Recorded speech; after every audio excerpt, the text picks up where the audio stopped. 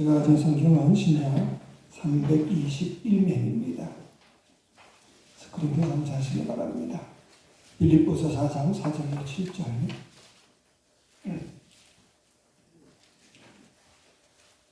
제가 봉독해 드리겠습니다. 주 안에서 항상 기뻐하라. 내가 다시 말하노니 기뻐하라. 내 관용을 모든 사람에게 알게 하라. 주께서 가까우시니라. 아무것도 염려하지 말고 다만 모든 일에 기도와 간구로 너희 구할 것을 감사함으로 하나님께 아뢰라. 그리하면 모든 지각에 뛰어난 하나님의 평강이 그리스도 예수 안에서 너희 마음과 생각을 지키시리라. 아멘. 이 말씀은 하나님의 말씀입니다. 우리가 사람들을 만나면 안녕하십니까 하고 보통 인사들을 하지요. 하지만 얼마 전까지만 해도 우리가 인사할 때 진지 삽수셨습니까? 밥 드셨습니까? 식사하셨습니까? 이런 인사를 많이들 했지요. 그건 우리나라의 역사상 밥 못 먹을 때가 참 많았기 때문이 아니냐. 배고픔과 어려움을 상징적으로 나타내는 인사가 식사하셨습니까? 하는 그런 인사일 겁니다. 이처럼 그 시대의 형편과 사정을 반영한 그런 인사말을 가진 나라가 우리나라 외에도 또 한 군데가 있지요. 우리가 잘 알고 있는 바로 이스라엘이라는 나라입니다.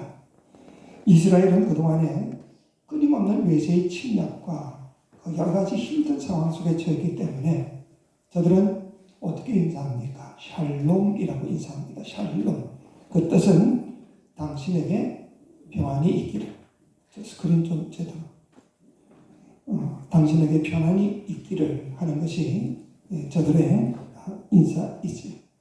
그러니까 이스라엘 민족은 평화가 민족의 한이고 또는 열망이었던 것을 알 수가 있습니다. 그래서 지금까지도 샬롬, 우리에게 평안이 있기를 하고 서로들 인사를 하고 있습니다.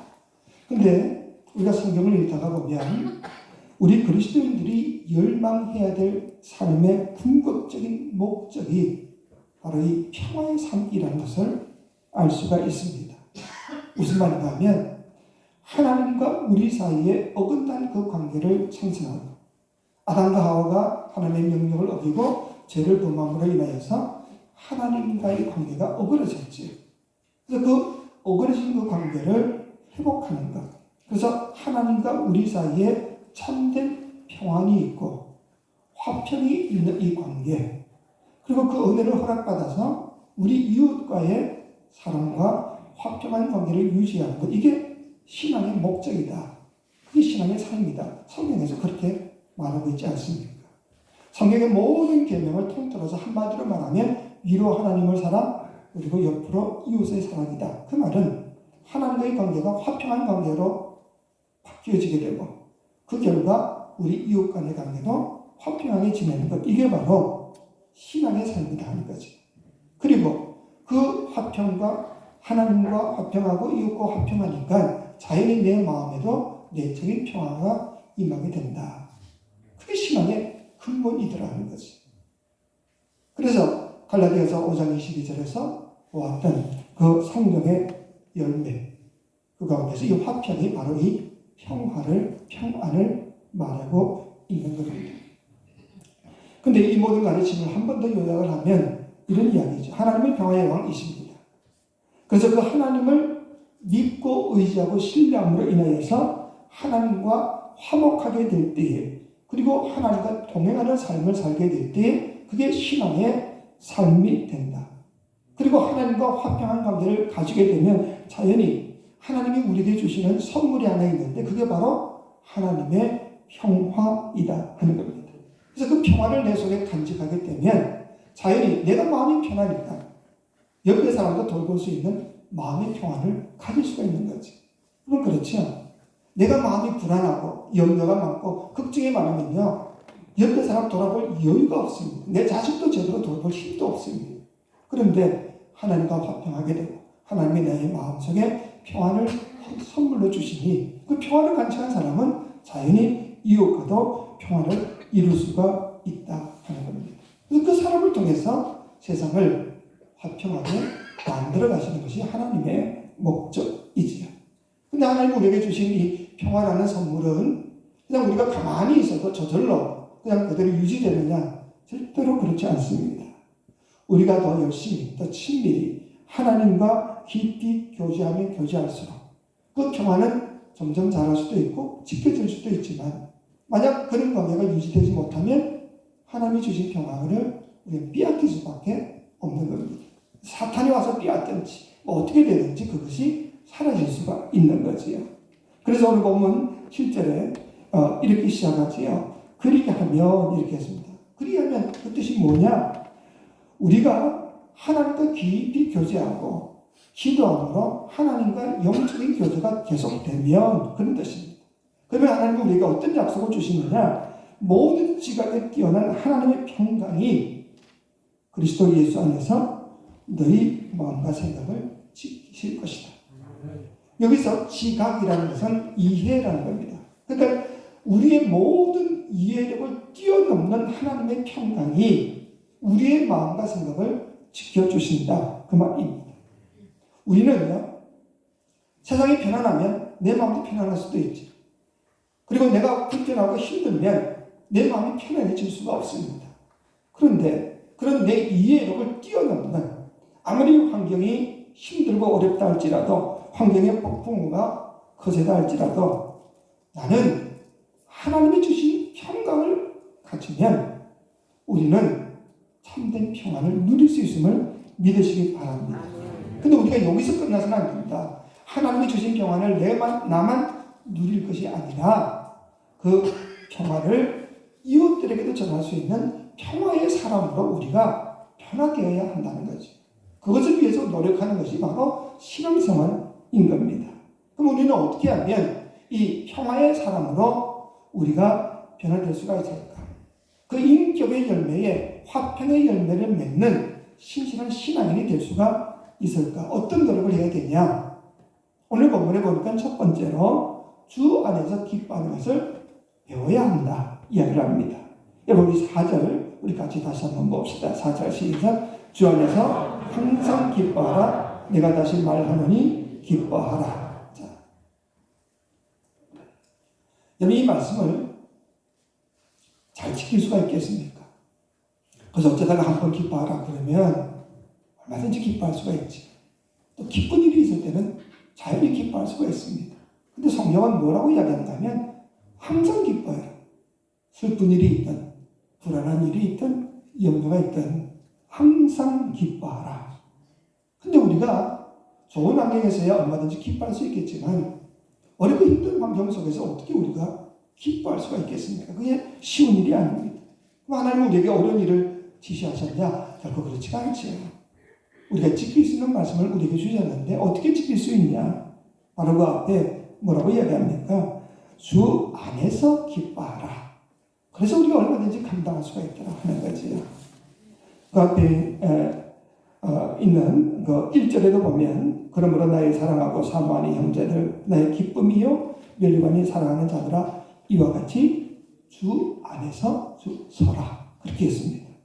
그 우리가 주님과의 바른 관계를 갖기 위해서 주 안에서 살아가기 위해서는 당연히 우리가 주님과의 바른 관계를 계속 유지할 수 있어야 됩니다. 그러니까 모든 일에 있어서 신앙생활의 그 근본적인 그 힘은 어디서 나오냐? 우리가 주 안에 서게 될 때, 즉 주님과의 바른 관계를 가지게 되면 우리는 얼마든지 주의 명령을 지켜 행할 수 있음을 믿으시기 바랍니다.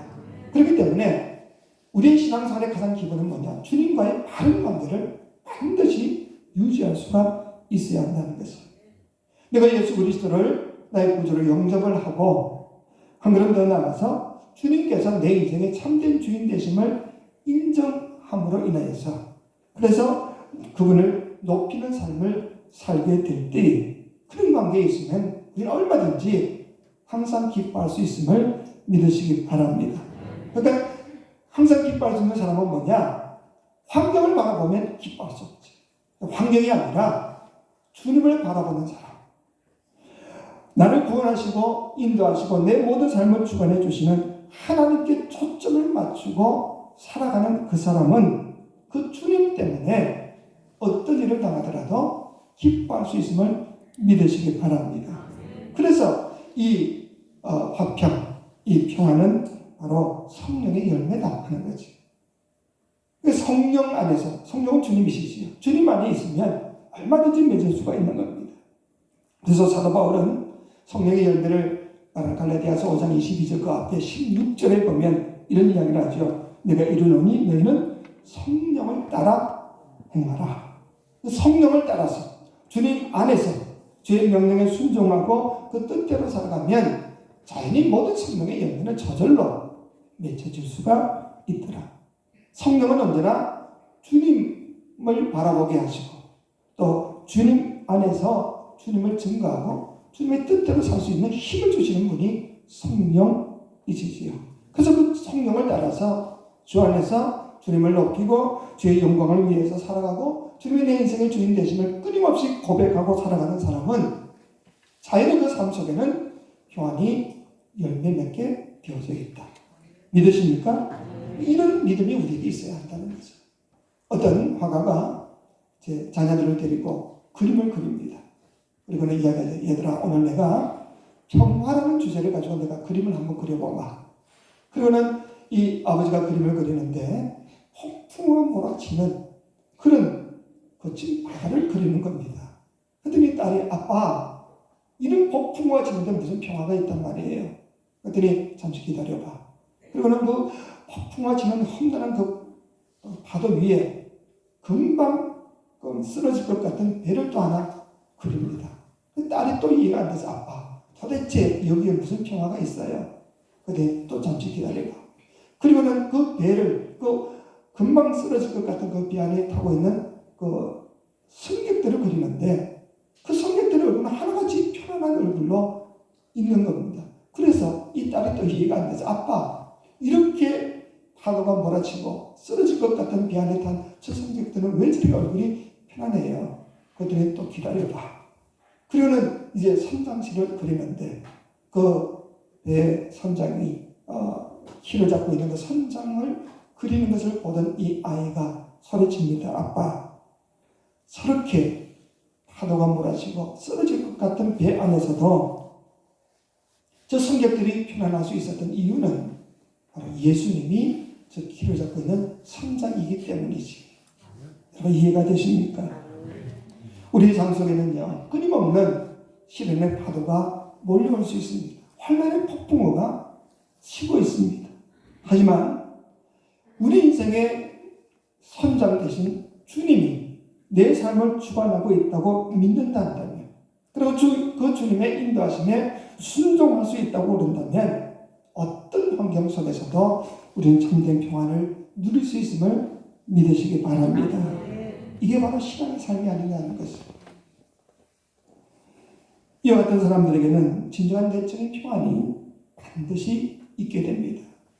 우리가 이 설교가 끝나면 부르게 될 찬송가 432장 그 가사에 보면 이렇습니다.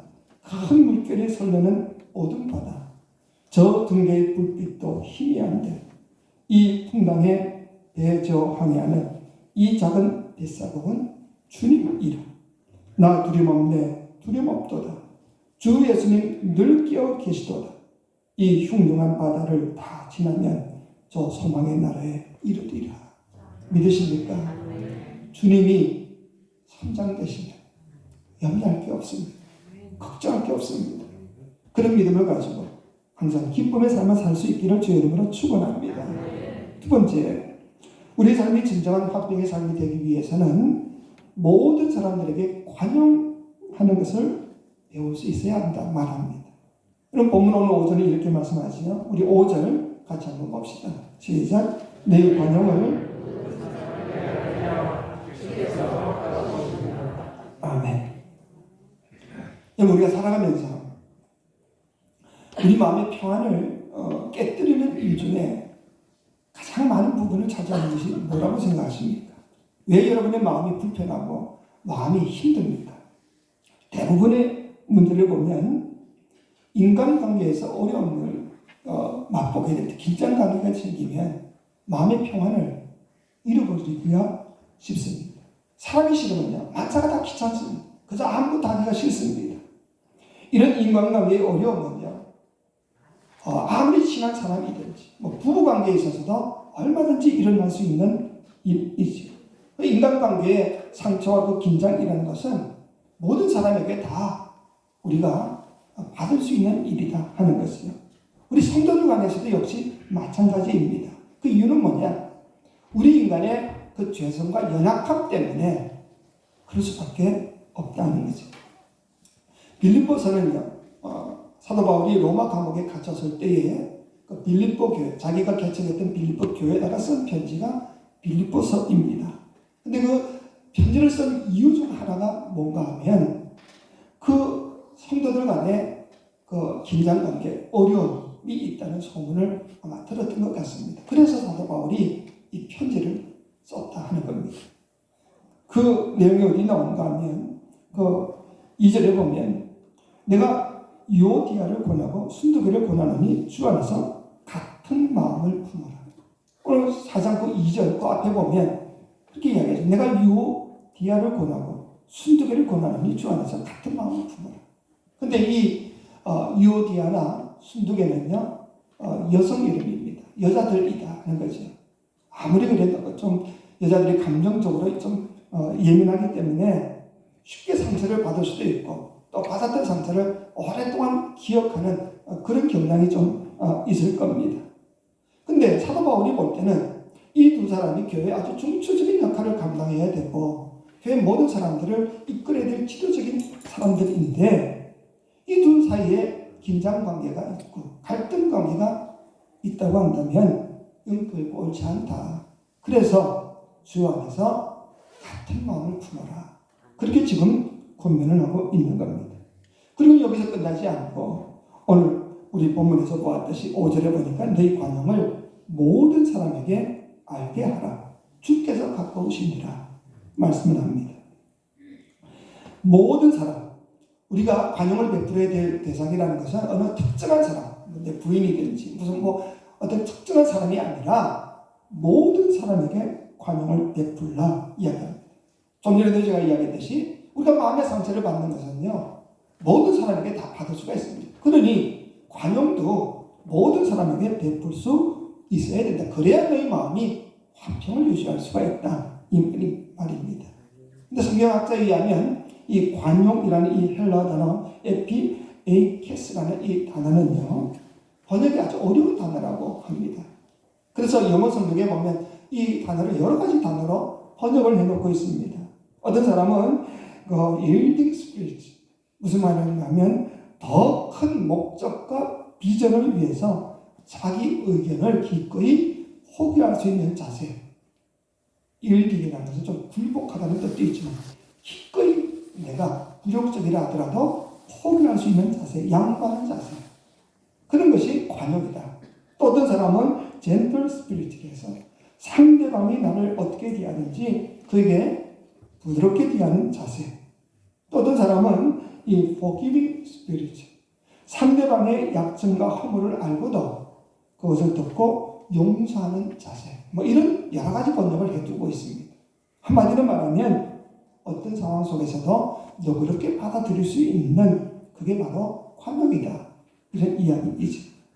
그러면 우리가 모든 사람에게 이 관용을 베풀어야 될 그 이유가 뭐냐? 성경은 뭐라고 이야기하고 있습니까? 주께서 가까우시니라 그렇게 말합니다. 이 말은 주의 재림이 가깝다. 그 말일 수도 있겠지만 깊이 들어가 보면 내가 주님 앞에 설 날이 가까워지고 있기 때문에 그렇다. 쉽게 이야기하면 너 죽을 날 얼마 남지 않아서 이야기입니다. 우리가 곧 죽어서 주님 앞에 서게 될 때 여러분들은 주님 앞에 무슨 말씀을 하시겠습니까? 주님 안녕하십니까? 그렇게 인사하시겠어요? 저는 아마 얼굴도 들지 못하고 얼굴 푹 숙여서 똑바로 쳐다보지도 못할 겁니다. 그리고는 주님 뵈고 나니까 지나온 날이 너무너무 죄송합니다. 그런 말 하지 않겠습니까? 내가 애는 써봤지만 내가 잘못한 부분이 너무 많습니다. 그래서 주님 나를 용서하시고 나에게 관용을 베풀어 주옵소서. 그런 말 하지 않겠습니까? 그때 주님은 아마 이런 말을 할 수가 있을 겁니다. 지금 이 순간 너가 나에게 바라고 있는 그 관용을 너는 세상에 살 동안에 얼마나 많은 사람에게 베풀었느냐. 내가 너에게 가르쳐준 기도도 있지. 주기도문에 보면 우리가 우리에게 잘못한 사람을 용서해 준 것 같이 우리들을 용서해 달라고 그렇게 기도를 시켜주었는데 너가 나에게 용서를 구하기 전에 너는 살아있을 동안에 얼마나 많은 사람에게 용서를 베풀고 관용을 베풀었는지 한번 생각해 보아라. 그러면 여러분 어떻게 하시겠습니까? 우리 모두 다 주님 앞에 반드시 설 날이 있을 겁니다. 주님 앞에 설 때는요, 떳떳하게 주님 나 이렇게 잘 살고 왔어요. 자신 있게 이야기할 사람 누가 있겠습니까? 주님은요, 의인은 없나니 한 사람도 없다고 그랬습니다. 다 주님 앞에 부끄러운 죄인들입니다. 그때 주님의 용서를 받기 위해서라도 우리가 지금 우리 주변에 있는 사람들을 관용하고 용서하는 삶을 사는 것이 좋지 않겠냐. 그리고 그 관용하는 삶 속에 참된 평화가 있음을 믿으시기 바랍니다. 내가 용서하고 내가 먼저 관용하게 되면 내 마음이 평안하니까 주변 사람들에게도 얼마든지 평화의 삶을 유지해 갈 수가 있기 때문에 그런 겁니다. 그리고 세 번째 마지막으로 우리가 평화의 삶을 추구하려면 기도하라 합니다. 기도하라. 기도로 염려를 극복하는 법을 배워야 하지요. 오늘 본문 6절에 이렇게 말씀합니다. 우리 같이 한번 봅시다. 6절 시작. 아무것도 염려하지 말고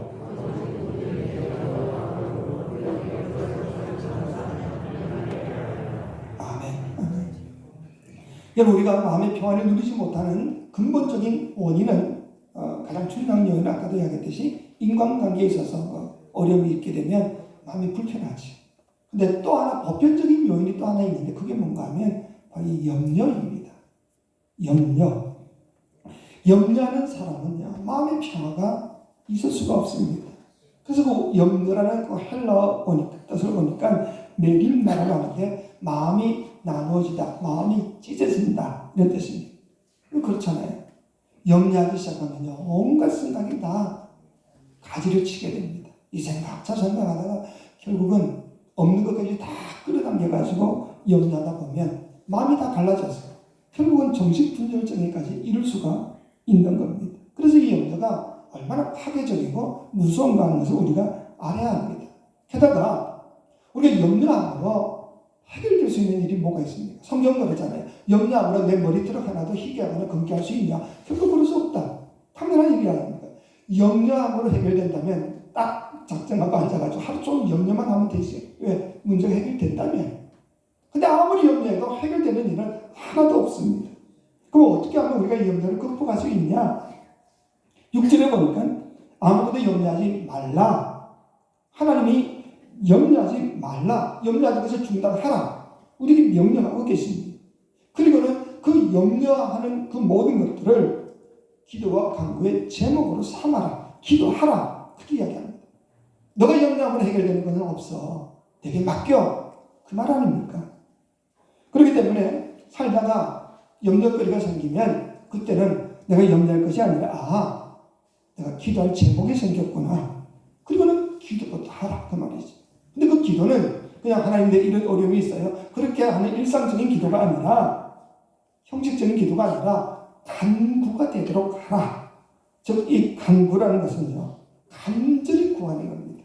무슨 말인가 하면 내 마음의 염려가 나에게서부터 떠날 때까지 그리고 하나님께서 하나님의 평강이 내 심령을 붙들어 주심으로 내가 참된 평안을 맛볼 때까지 그렇게 엎드려서 주님 앞에 간절히 간구하라. 지속적으로 구하라. 이런 의미입니다. 그렇게 되면 어떻게 되느냐? 실제로 이렇게 이야기하죠. 우리 7절 같이 봅시다. 시작. 그리하면 모든 지각에 뛰어난 하나님의 평강이 그리스도 예수 안에서 너희 마음과 생각을 지키시리라. 아멘. 이 말씀을 잘 보세요. 내가 그렇게 기도와 간구를 하면 내가 내 모든 염려를 없애주마. 그런 말이 없습니다. 염려했던 일들이 갑자기 사라진다는 약속도 없습니다. 해결된다는 약속도 없습니다. 물론 생각지도 못한 놀라운 기적 같은 일들이 일어남으로 인해서 문제가 해결될 수가 있을 수도 있지요. 그런 경우가 종종 있습니다. 저도 그런 경험을 했다고 얘기하지 않습니다. 기도했더니 혈액이 한꺼번에 사라지는 것을 제가 경험한 적은 있습니다. 하지만 그건 어디까지나 예외적인 경우다 하는 거죠. 예외적인 경우. 보통의 경우는 어떤 것이냐? 내가 기도함으로 인하여 그 문제가 사라지는 것이 아니라 염려할 환경이나 문제는 여전히 변하지 않고 그대로 있을 수가 있습니다. 그래서 실제로 보니까 내가 정말 기도하고 간구했다면 문제가 해결된다. 그 말 없어요. 근데 뭐라고 약속합니까? 하나님의 평강이 내 마음과 생각을 지켜주실 것이다. 지켜주실 것이다.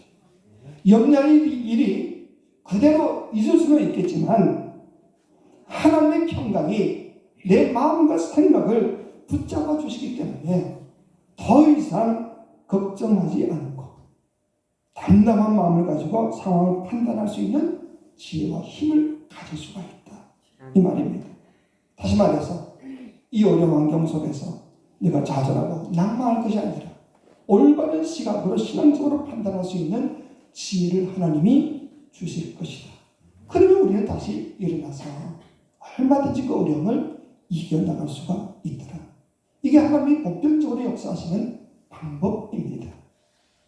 욥이 그 극심한 고난 속에서도 하나님을 원망치 않고 오히려 하나님 앞에 감사했더니 하나님은 얼마든지 그것을 이겨나갈 수 있는 지혜를 주시죠. 주신 분도 하나님이신데 취하신 분도 하나님 아니시겠냐.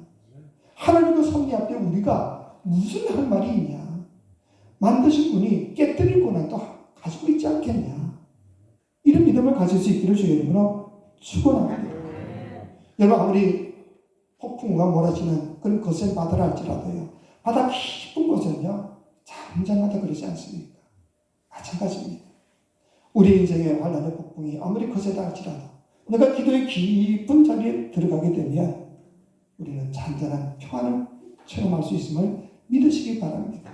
고요한 속에. 그래서 주변을 다시 한번 제대로 돌아볼 수 있는 힘을 얻을 수가 있지. 이게 바로 하나님의 평강에 붙잡힌 사람들의 모습입니다. 한번 어떤 선교사님이 엄청나게 큰 배를 이제 관람을 하게 됩니다. 그 안내원에 따라서 이곳저곳 다 관람하다가 마지막 선장실에 들어갔더니 거기는 이제 배를 움직이는 키도 있는데 옆에 보니까 이상하게 둥그런 기구가 하나 있습니다. 그래서 이 기구가 뭐냐고 물었더니 안내하는 사람이 이야기를 합니다. 예, 저거는 자이로스코프라고 하는데 아무리 파도가 높고 물살이 험하다 할지라도 배의 수평과 그 안전을 유지해주는 장치라고 합니다. 이런 보신 기계를 보신 적이 있을 겁니다. 이건 아무리 움직여도 결국은 수평을 이렇게 만들어 놓습니다. 그 이야기를 들으면서 이 선교사님이 깨달은 바가 이런 거라고 합니다. 내 인생에 있어서 기도는 바로 저 자이로스코프와 같구나. 환경의 물살과 파도가 아무리 거세다 할지라도 내 인생의 수평과 안전을 유지하도록 해주시는 하나님의 놀라운 장치. 그것이 바로 기도의 자리이다. 여러분 어떻게 생각하십니까? 우리가 기도하면 세상이 줄 수 없는 평강을 우리에게 주십니다. 생각지도 못한 내 이성을 뛰어넘는 그런 평강이 내 마음에 찾아오기 시작하면 여러분 우리는 어떤 상황 속에서도 이겨낼 수가 있더라 하는 것이죠. 살아가면서 우리는 뜻하지 않는 여러 가지 많은 어려움을 만날 수가 있습니다. 그런데 그럴 때마다 이 기도와 간구를 통해서 우리는 마음의 평정을 유지할 수 있음을 믿으시기 바랍니다. 기도하는 사람, 삶을 위협하는 수많은 그 시련 속에서도 결코 편안함이 있지 않습니다. 여러분 다니엘은요 억울하게 그 사자굴 속에 갇히죠. 그런데도 편안한 마음을 잃지 않았습니다. 이 다니엘을 묵상하던 스포저 목사님이 이런 이야기를 하십니다. 다니엘이 사자굴 속에서 편안히 잠을 자는 동안 저 하늘의 궁전에서는 하나님이 다니엘을 지키기 위해 잠을 이루지 못하고 계셨다. 좀 지나친 말인지는 몰라도 저는 얼마든지 가능한 이야기라고 생각합니다. 왜 성경에 보면 하나님은 춤을 졸지도 아니하시고 주무시지도 않는다고 말씀하지 않습니까? 이유가 뭐냐? 우리의 평안을 지켜주시기 위해서. 특별히 우리의 평안을 지켜주시기 위해서 예수 그리스도께서는요 엄청난 대가를 치르지 않았습니까? 자신의 생명까지 우리를 위해서 내어놓으셨습니다. 십자가 위에서 자기의 모든 피와 물을 다 쏟으시고 생명까지 우리에게 주신 그 이유는 하나님과 우리 사이의 평화를 누리고 이웃간의 평화를 맛보게 하기 위해서가 아니냐는 것이. 그래서 이사야 선지자는 이렇게 고백하지요. 53장 5절에 그가 찔림은 우리의 허물을 인함이요 그가 상함은 우리의 죄악을 인함이라. 그가 징계를 받음으로 우리가 평화를 누리고 그가 채찍에 맞음으로 우리가 나음을 입었도다. 사자굴 속에서도 험난한 폭풍우 속에서도 평안을 누릴 수 있는 비결은 이 주님, 이 십자가 앞에 나오는 길밖에 없음을 믿으시기 바랍니다. 주님 앞에 나와서 내 모든 염려와 걱정 다 주께 맡겨버리면, 수고하고 무거운 짐을 다 맡겨버리면 세상에서 얻을 수 없는 참된 평강을 맛볼 수 있음을 믿으시기 바랍니다. 그럼 주님이 주시는 그 은혜 가운데서 우리가 기뻐할 수 있는 것 아닙니까? 앞으로 여러분들은 어떻게 사시겠습니까? 언제나 항상 기뻐하고 모든 사람에게宽용을 베풀고 무슨 일을 만나든지 염려나 걱정하지 않고 기대와 간구로 하나님께 아뢰게 되면 하나님이 주시는 참된 평안, 세상에 줄 수 없는 귀한 평안을 누리며 살 수가 있다. 성경은 약속하고 있지 않습니까? 이 약속의 말씀을 굳게 붙잡고 주 안에서 주시는 참된 평안 속에 살아가는 저와 여러분 되시기를 주의 이름으로 축원합니다. 사랑이 많으신 아버지 하나님, 우리에게 언제나 믿음 다해 주셔서 감사합니다. 언제나 주 안에서 기뻐하며 모든 사람에게 관용하며 염려와 걱정 근심 접어두고 오직 기도와 간구로 하나님께 아뢰므로 인하여 하나님이 주시는 참된 평안을 맛보며 살아가는 우리 모두가 되게 도와주옵소서. 예수님의 이름으로 기도하옵나이다.